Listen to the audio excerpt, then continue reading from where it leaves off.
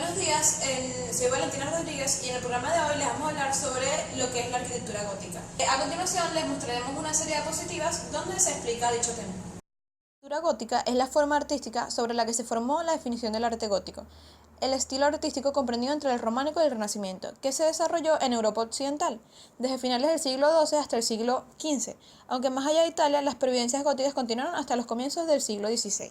La arquitectura gótica puso especial énfasis en la ligereza estructural y la iluminación de las naves del interior de los edificios. Surgió del románico pero acabó oponiéndose a los volúmenes masivos y a la escasa iluminación interior de sus iglesias.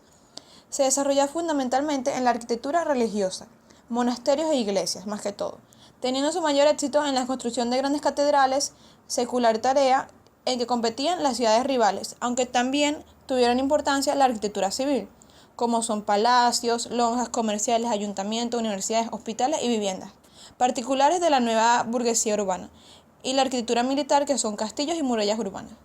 Los dos elementos estructurales básicos de la arquitectura gótica son el arco apuntado u ojival y la bóveda de crucería, cuyos empujes más verticales que el arco de medio punto permiten una mejor distribución de las cargas y una altura muy superior.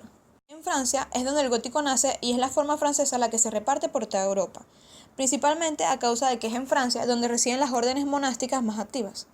Las primeras y más brillantes manifestaciones del gótico en Francia se pueden señalar citando la famosa Notre Dame de París, construida en 1193 y 1235. Sus características son macizez y aperturas de dimensiones reducidas.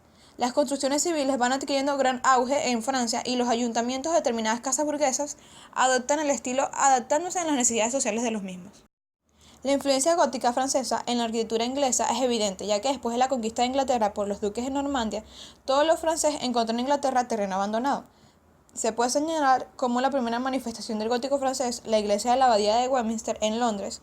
Los ingleses llaman a este primer gótico como primitivo, y posteriormente cabe señalar el estilo señalado gótico decorado. Una de sus características es la sustitución de las molduras de los pilares por columnitas y las arquerías ciegas guarnecidas de calados en los triforios. Las arquerías de las bóvedas van tomando la forma de estrellas y complicadísimas como estrellas como telarañas que cubren todo el cuadrilátero. Un tercer periodo que comprende el siglo XIV se le conoce con el nombre de perpendicular o rectilíneo, en el que la bóveda adquiere una complejidad extremada y el sistema estrellado se aplica en toda su intensidad. Hacia finales del siglo XIV y el siglo XV, el gótico invade las construcciones civiles, construyéndose casas particulares o edificios públicos, inspirados en estas técnicas y procedimientos. Este estilo, que había empezado como necesidad constructiva de grandes espacios para reunir a la gente para adorar a Dios, se ha convertido en un estilo civil que se adapta después de ciertas correcciones a las necesidades vitales de la época. En Alemania, las naves son altísimas, predominando la impresión de verticalidad, grandes ventanas y torres terminadas en agujas, finalmente apuntadas, que dan una impresión de ligereza. Las molduras que transmiten las precisiones, adosadas a los muros y después a los pilares, llegan hasta el suelo, después de recorrer distancias inmensas, dando una sensación de gracilidad.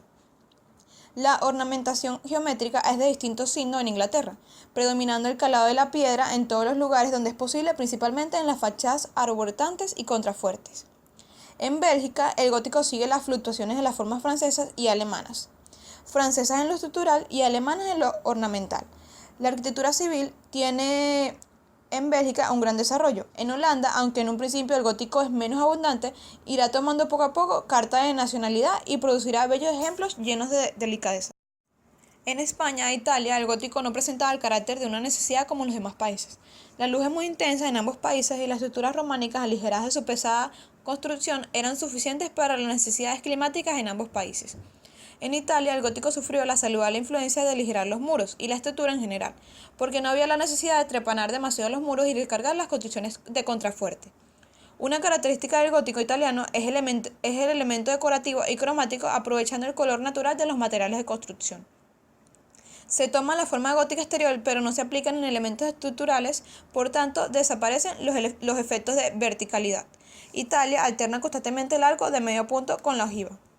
En España, debido a influencias culturales francesas, el número de construcciones góticas es enorme, aplicándose al pie de la letra los cañones extranjeros, lo que produce edificios como las catedrales de León o de Burgos, con iluminación excesiva y sobrecargada, ventanales completamente innecesarios.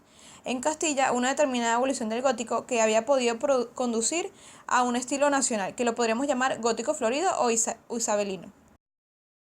Leonardo da Vinci fue un pintor, dibujante, escultor, ingeniero e inventor italiano. Su vida artística se puede dividir en 4 periodos: florentino, milanés, vida errante y el último, que abarca 3 años.